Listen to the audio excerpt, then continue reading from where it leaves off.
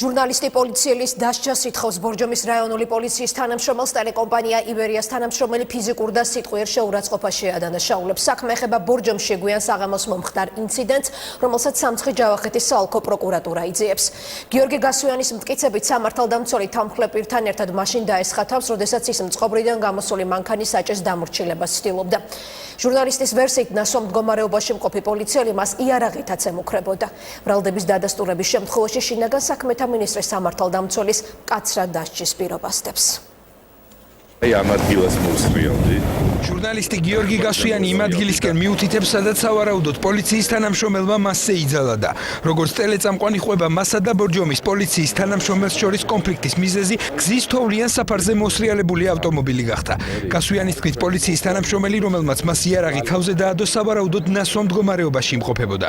არც ამახსნევინეს რატომ მოხდა ეს ყველაფერი და უხსნიდი რომ მე მანქანა გამიფურსდა და მირტყამდნენ ამის გამო. იარაღი დამატეს ამის გამო თავზე.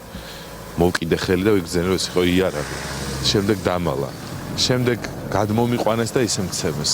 ჟურნალისტის ცემის ფაქტზე გამოძიებას სამცხე-ჯავახეთის პროკურატურა აწარმოებს. პროკურატურის მიერ გავრცელებულ განცხადებაში ნათქვამია ისიც, რომ გამოძიება ძალადობასთან ერთად სამსახურეობრივი უფლებამოსილების გადამეტების მუხლითაც მიმდინარეობს. შესაძლო დანაშაულის ჩამდენი პირის სრული სიმკაცრის დასჯას ითხოვს შინაგან საქმეთა მინისტრიც. ბორჯომში მომხდარი ფაქტის შესახებ კომენტარი პრეზიდენტის ადმინისტრაციაშიც გააკეთეს.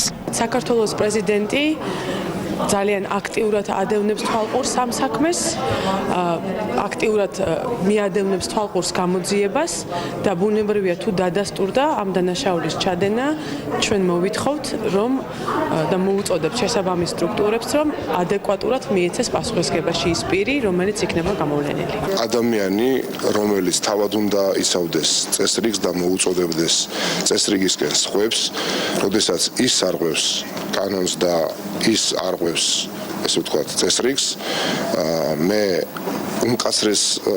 უმკაცრესად დავსჯი მას, მე კი არა კანონი დასჯეს უბრალოდ მას და მე მას არავითარ შემთხვევაში არ გადავეფარები. საქმეზე მიმდინარეობს საგამოძიებო მოქმედებები, დაიკითხნენ მოწმეები, დათვალიერდა შემთხვევის ადგილი, დაინიშნა სასამართლო სამედიცინო ექსპერტიზა. ამჟამად გამოძიება მიმდინარეობს საქართველოს სისხლის სამართლის კოდექსის 333 მუხლის მესამე ნაწილის ბექვეპუნქტითა და 126 მუხლის პირველი ნაწილი. ჟურნალისტის ცემის ფაქტს საპარლამენტო უმრავლესობა და ოპოზიცია გამოეხმაურა. დეპუტატებისთვის სამართალდამცავის მხრიდან განხორციელებული შესაძლო ძალადობა მიუღებელია. გამოძიება ჭირდება და ნებისმიერი თავდასხმა ჟურნალისტი იქნება ეს თუ სხვა პროფესიის ადამიანი, უნდა იყოს ადეკვატურად გამოძიებული, შეფასებული და სასჯელი უნდა დაედოს ყველას, ვინც ფიზიკურად უსწორდება მეორე მოქალაქეს. არავის არ აქვს უფლება ჟურნალისტზე მოახდინოს ზეწოლა, მით უმეტეს ფიზიკური თავდასხმა და იქ მოხდა ფიზიკური თავდასხმა. საერთოდ ბორჯომის პოლიცია ინერციით მუშაობს, მას გამოყოლილი აქვს სააკაშვილის დროინდელი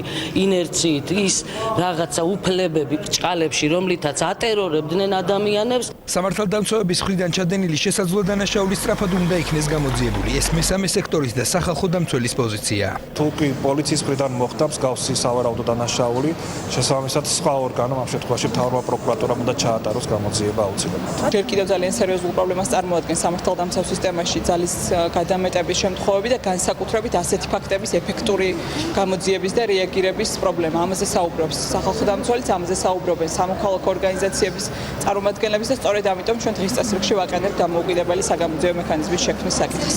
გიორგი გასვიანის თქმით, ის სამართლებრივ ბრძოლას დანაშაულში მონაწილე პირების დაკავებამდე გააგრძელებს.